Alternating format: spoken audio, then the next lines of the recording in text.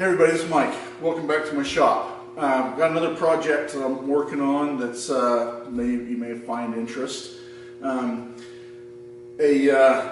group of people over on irv2.com have been working on a Watts link setup for the front of the Monaco RR8R chassis, which is a raised rail 8-inch chassis. There's some improvements they're trying to make to the handling of these chassis. I have an S-Series chassis, which is similar in the fact that it has an 8-inch rail, it's a raised rail, but mine's a tag axle coach.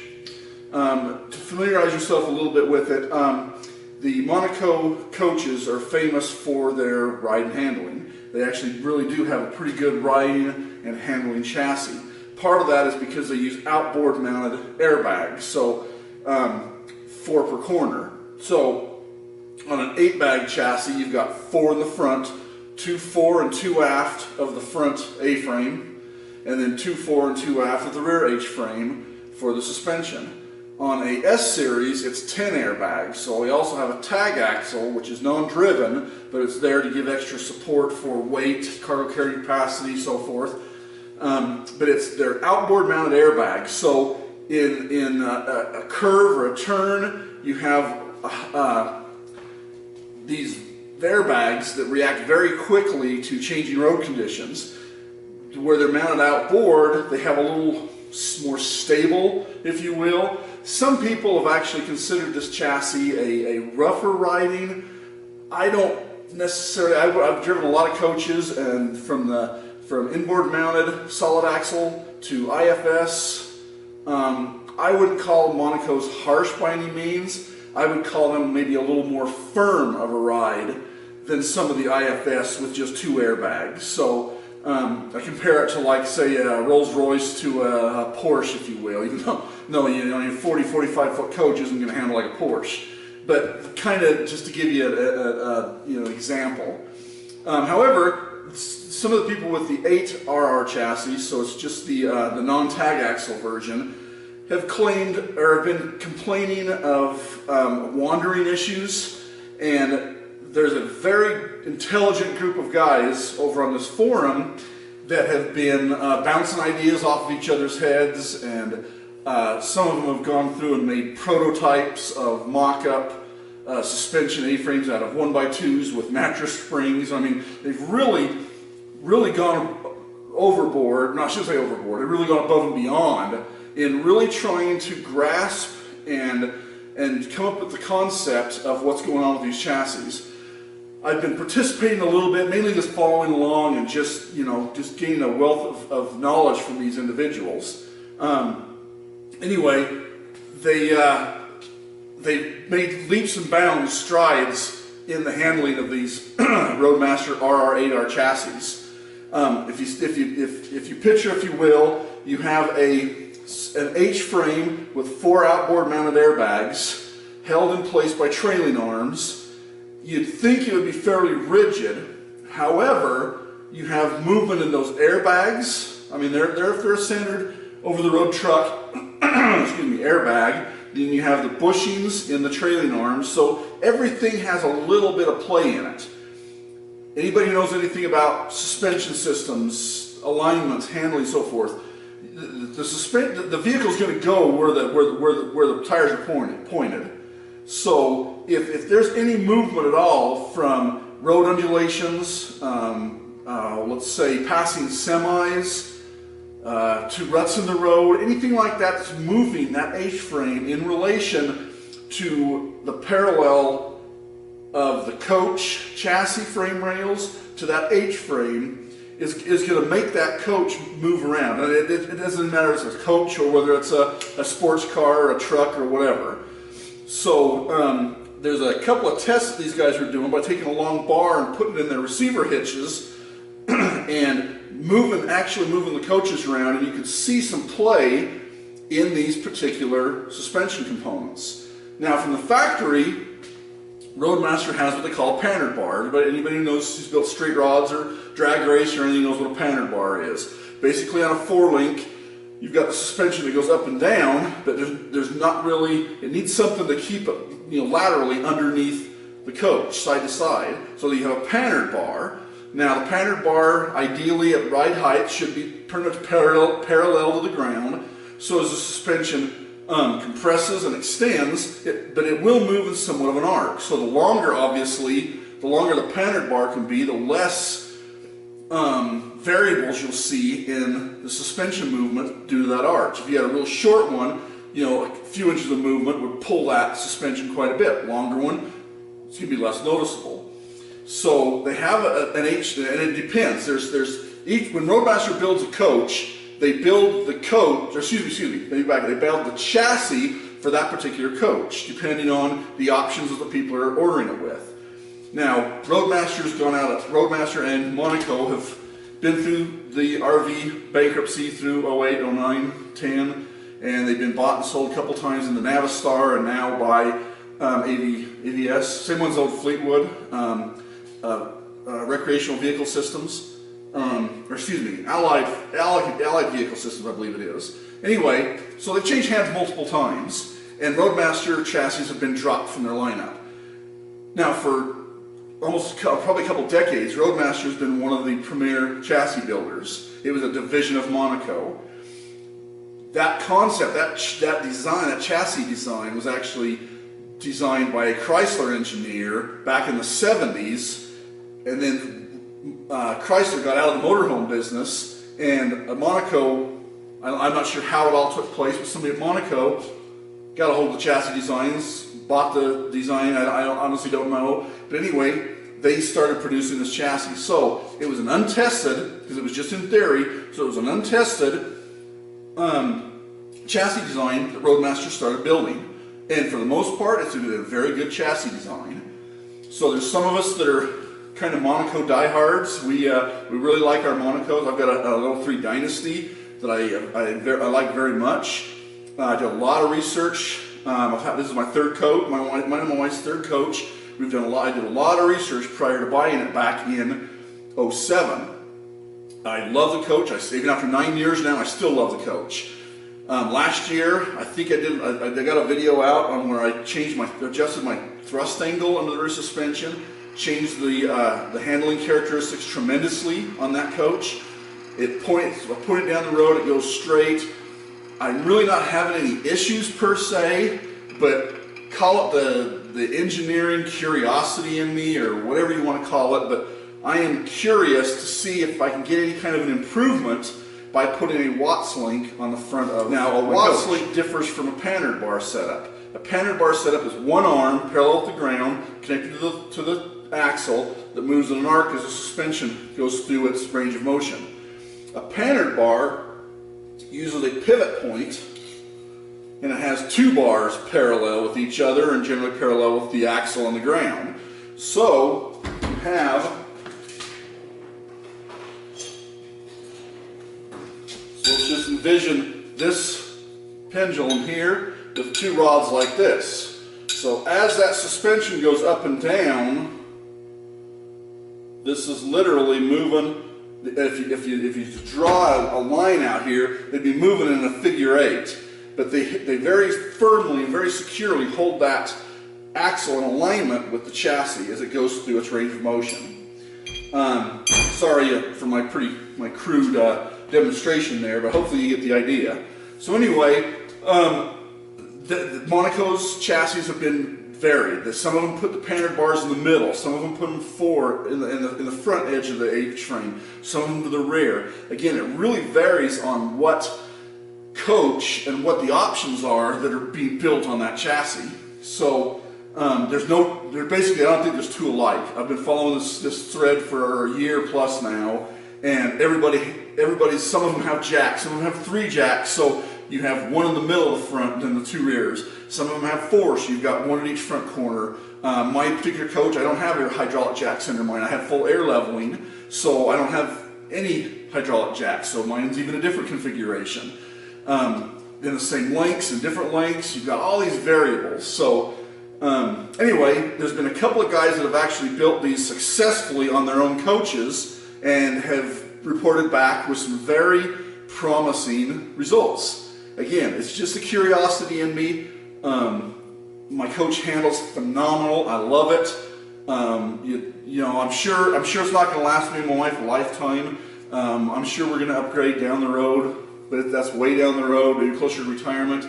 But for the time being, I want to satisfy my curiosity and see if I can make an improvement on it, or see if I even notice any kind of a change.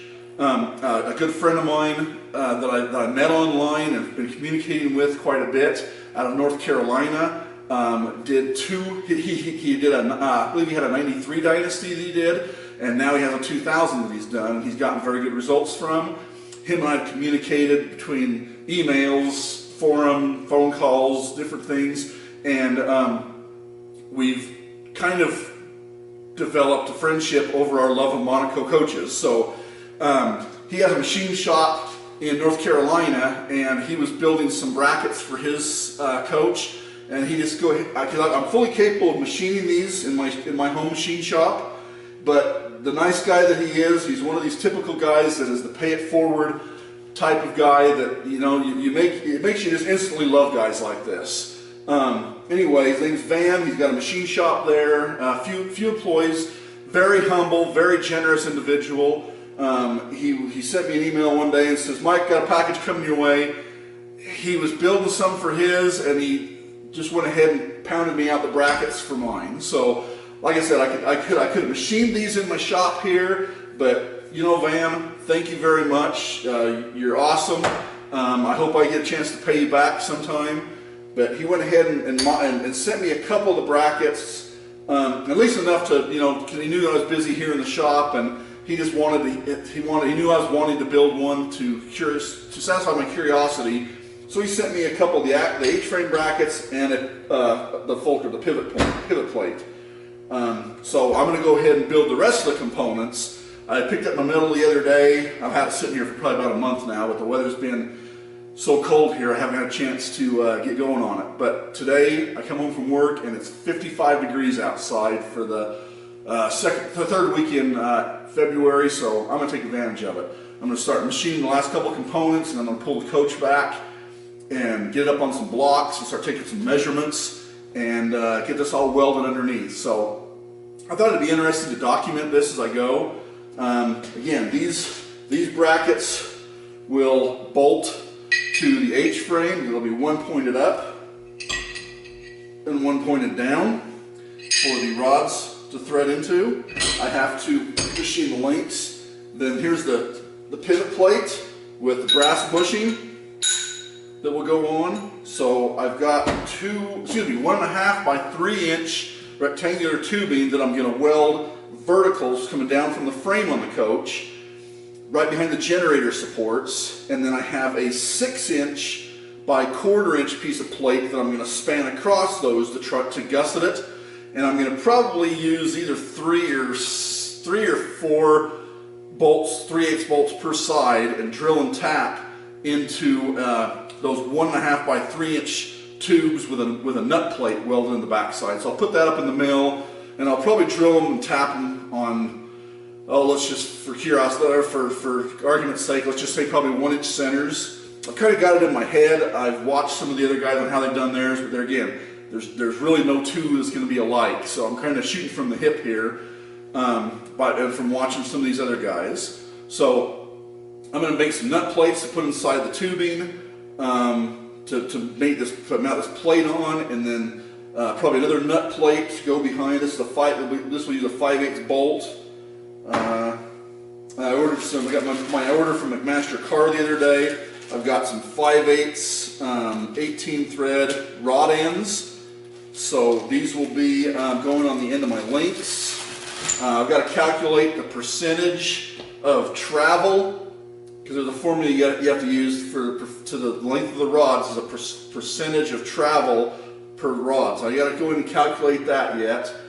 And then I'm going to start machining my tube adapter. I've got some chromoly. I've got some 1-inch. These are 7/8 or 1. I think it's 1-inch chromoly tubing that I'm going to use. I'm going to machine some tube adapters and weld them in. So I've got some components I can still work on here in the shop before I actually drive the coach back to the shop and get it up in the air and start working on it. So I hope I threw a lot of information at you in a hurry here. I hope as I start progressing along, you can kind of see as it transforms and starts to take shape. I hope you can kind of see what I'm doing.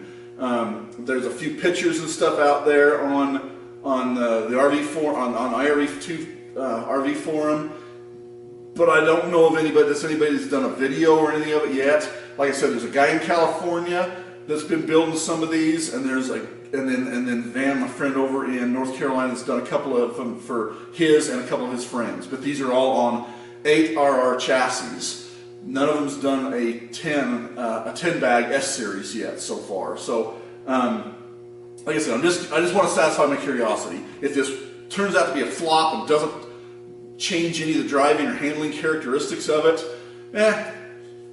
you know, so be it. I just want to satisfy my curiosity. I'm curious whether I can improve it anymore. A 600-mile day in our coach is no big deal. I don't like driving 600 miles if I don't have to, but it handles 600 miles. 1 or 2 fingers on the steering wheel. It's relaxing. It's comfortable.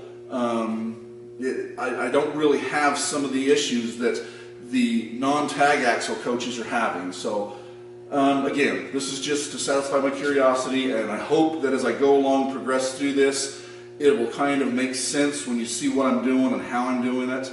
And I'll get going on the next step here, and hopefully you guys will find this interesting. All right, so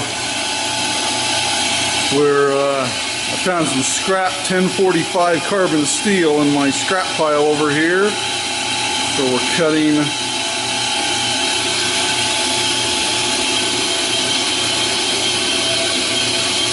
cutting a piece to use for the weld-in bungs.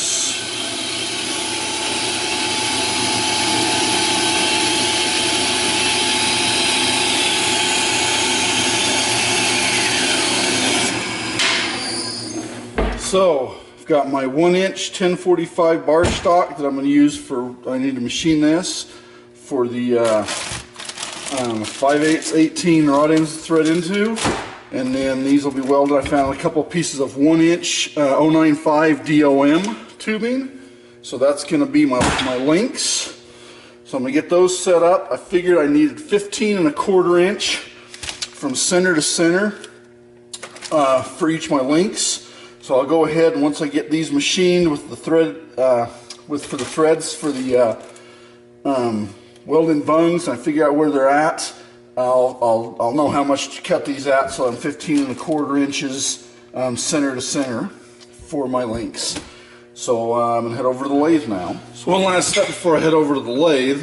Got my measurements for the welding bungs. So 1 inch, 0.95, so that's going to leave me with 810 thousandths. So I'm going to make these about 1.5 inches long, probably 3/4 of an inch. I'm going to step down to the 810, and then the other end I'll probably just taper them a little bit out to where I thread it, just more or less for aesthetics. So now I'm going to head over to the lathe. All right, chuck it up here in the chuck.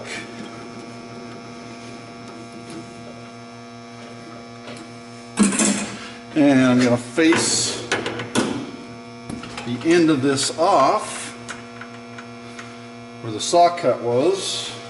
Alright, I forgot where I set my micrometer there. Okay, so carbon steel is 100 surface feet per minute times 4, and then you divide that by the diameter.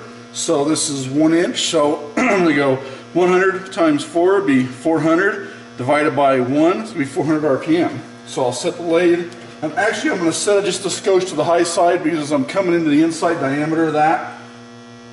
Let's see, I've got a 505. I'm going to set it at that, and then I'll just turn my rheostat down for the outside, and then as I start approaching the center, I'll turn my rheostat up, spin it a little faster. I hope that makes sense. Get my cutting oil ready here, and okay, I'm going to take a measurement, and then I'll set my dial on my cross slide.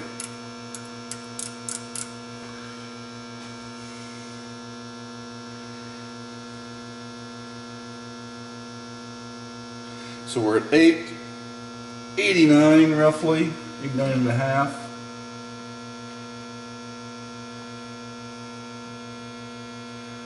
So we need to take 79.5 thousandths off. So I'll set my dial at 79.5 thousandths prior to 0. So that way when I land on 0, it should be right on my measurement. Some people choose to go the other direction. I like to land on 0. Never fails to get called away to a phone or something like that, or I can't remember what my number was, so I always like to set it so I land on 0. 0 is my destination.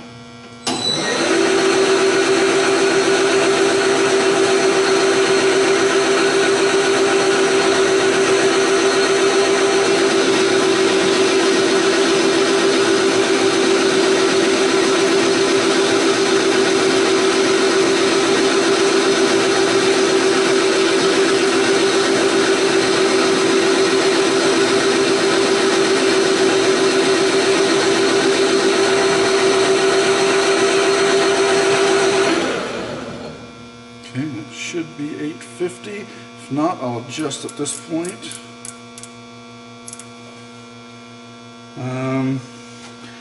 There's 800, and hope that shows up. 850. So I just got 40 thousandths more to go. I can make that easily on the last cut here. And we're right to 0.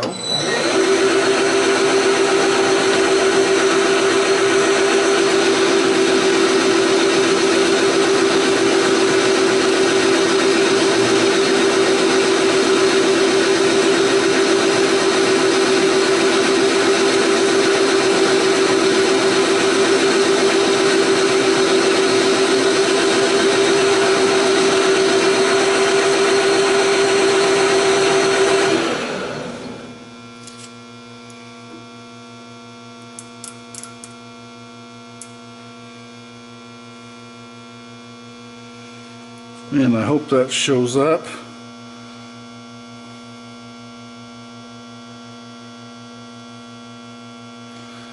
Not. Right on 810, right on the money. I don't know if that's showing up or not. Okay, now, seeing as how I'm going to weld right here, I'm going to come in with my chamfering bit. I'm going to put a chamfer here, and might as well knock the chamfer off the end of that as well, just to allow the weld plenty of room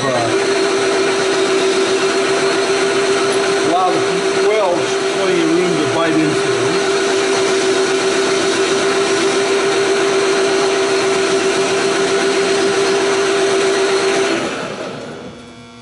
Okay. Now I can part that off. And then I'll turn it around, drill it, tap it, put a chamfer on the end.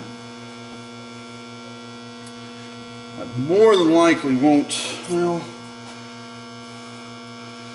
1.5 is quite a ways. I probably will go,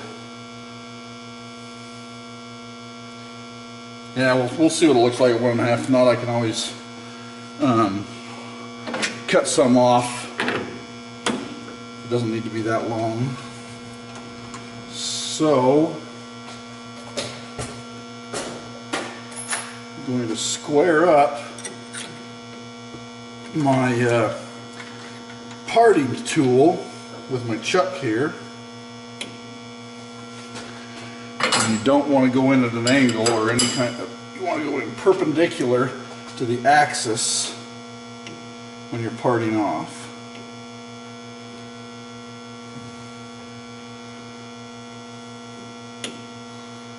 Bingo, right there.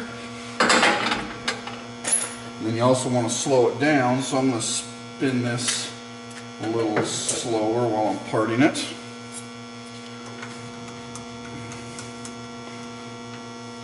Touch off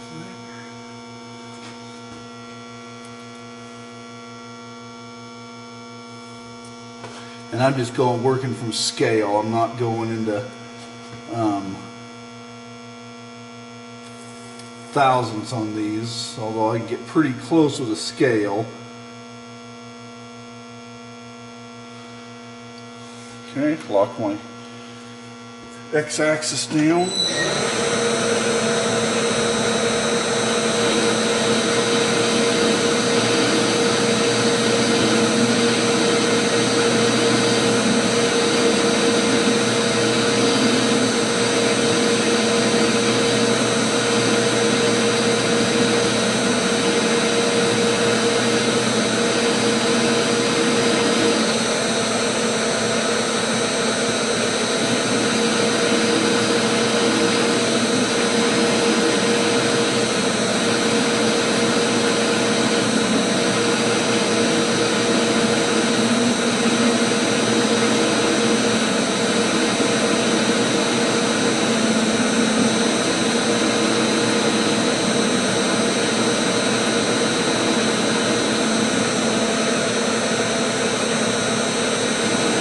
You want to use plenty of lubricant when you're parting off and slow it down a little bit. And then you want to make sure that that tool is dead nuts on the center line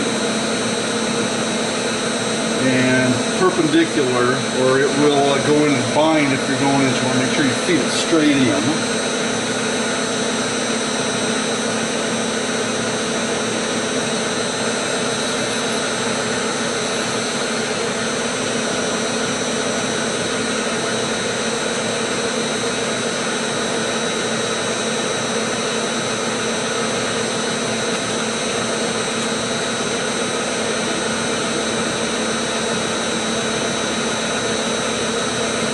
And there's one component.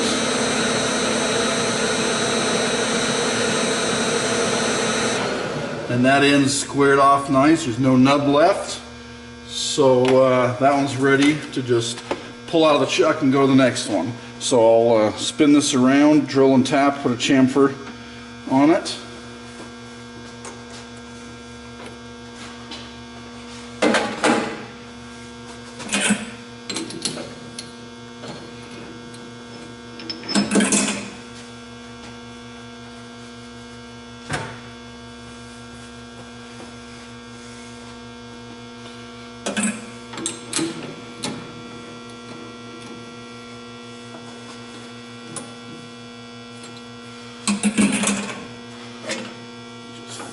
That little, just barely a little nub there. Let's go ahead and just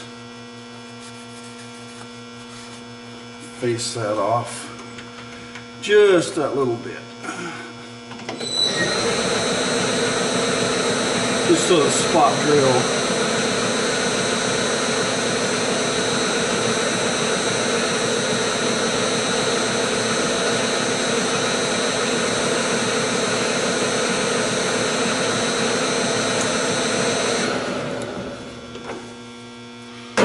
Okay, now I'm going to actually have to move the camera here so I can come in with my drill. So let me move the camera.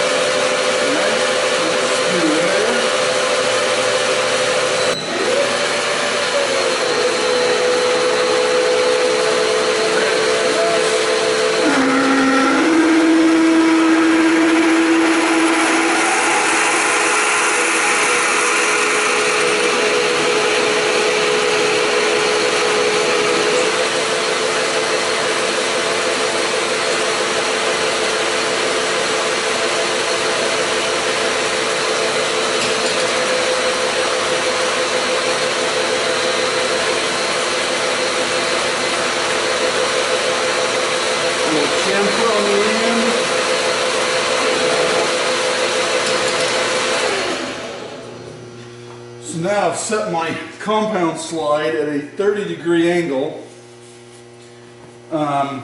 just to knock this, just to put a taper on this, for no other reason than just aesthetics.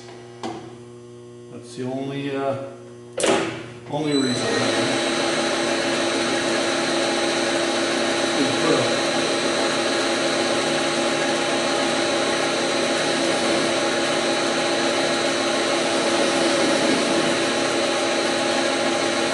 I should probably win a little, let me go a little shallower of an angle. Let me try,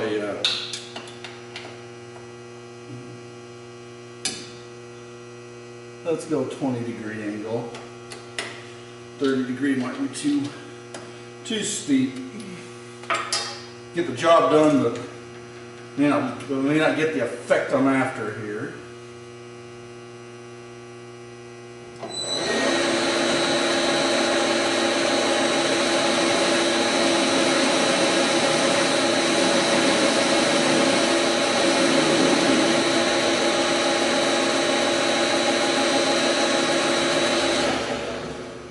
That's just about what I'm off after right there. So I don't want to take any more off of the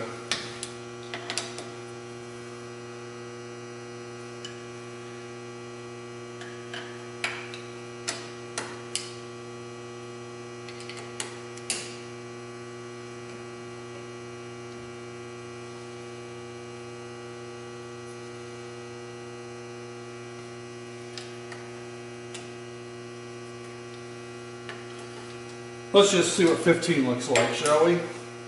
Again, really shooting from the hip here. This doesn't really have much effect other than anything other than appearance.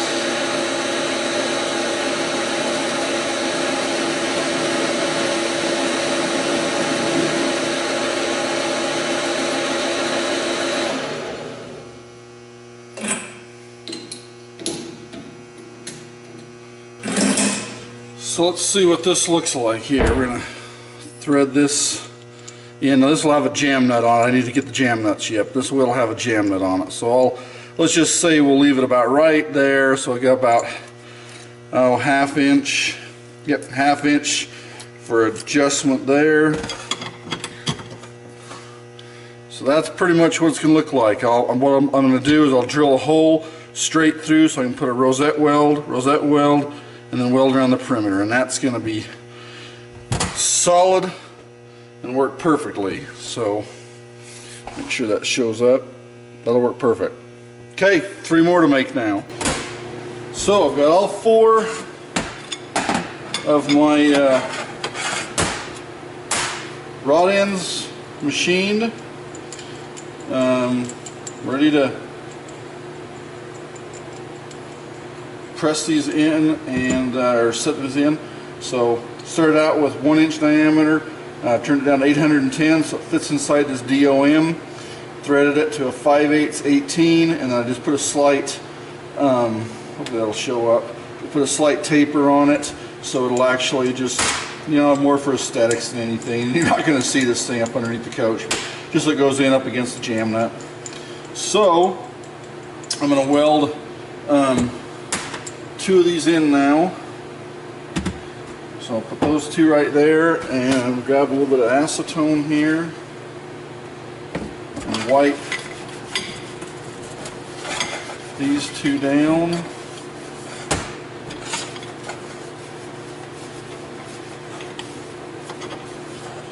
And they're ready to weld in, and we'll go over to the welding bench now, and I'll run a bead around each of those, and then once I get the rod end in there and figure out what I need to make these at 15 1/4 center to center, so then I'll determine what size I need to cut the other end off and prep the other end, and then I can get these done, and then all these components are ready to go under. Then I can start working on the vertical pieces and this piece that spreads across that the fulcrum, that the actual Watts link fastens to. So okay, let's go to the welding bench. Alright, so over here at the welding bench, and equipment. I've got everything prepped and wiped down, so I could probably just go ahead and MIG weld these, but how boring would that be? Let's do something cool, huh? So we're going to TIG weld these end links in, burn them in good, and burn on the table there. I'm not using anything fancy, just regular ER70 S2 TIG rod, and let's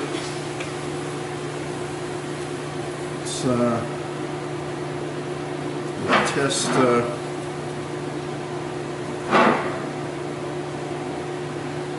All right, that'll be able to get about maybe a quarter to a third of the way around that.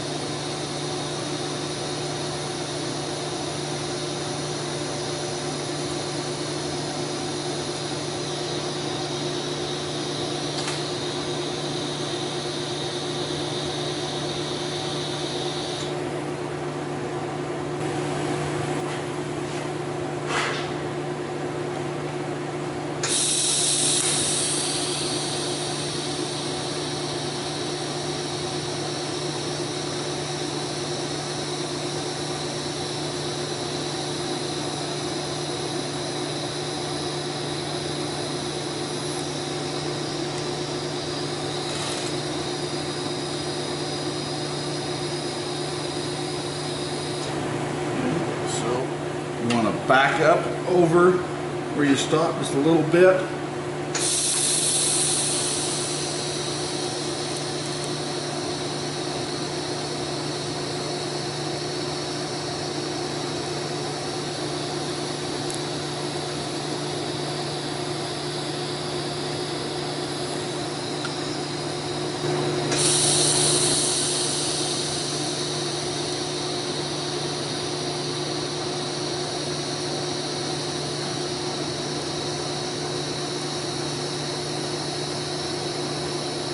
I'll get down right into the root of that V and make sure you get good full penetration.